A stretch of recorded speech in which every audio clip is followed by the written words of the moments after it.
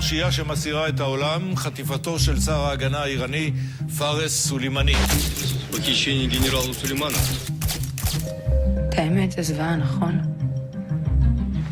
יותר מדי רזית. רבי, אני מתחתנת היום בערב, וזה מה שיש לך להגיד לי?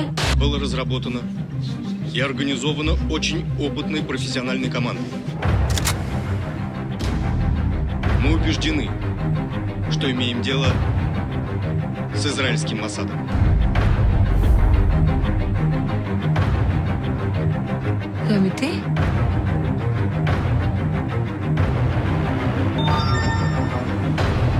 נהרסה לנו החתונה. יפה שלי, כלום לא נהרס, הכל בשליטה. תגיד, אתה חי באילוז'? אתה מדמיין את החופה שלנו? יאללה, תתחיל לעשות טלפונים. יש לך שיחה מאבא שלך. התמונה שלך מתפרסמת עכשיו בכל העולם. אבא, אתה בטלוויזיה! מפקד המבצע הוא בן רפאל, ישראלי בעל אזרחות יוונית. מה זה? מה זה צריך להיות? ואני? אתה לא הולך לעבודה.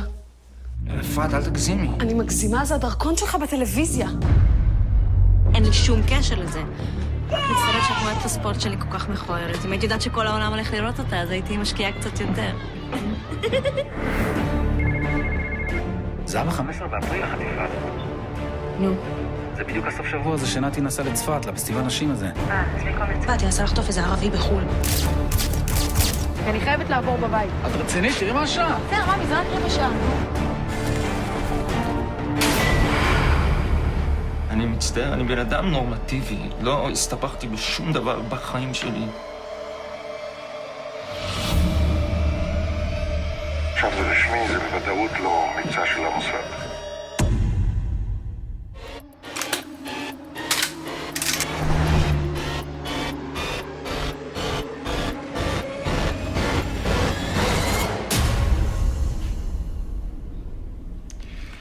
את יודעת מי שותק בחקירה?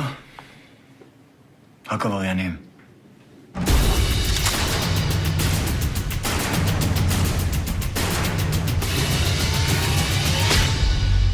אני לא מעורב בזה, זה סתם צירוף מקרי. ואם היית קשור, היית מספר?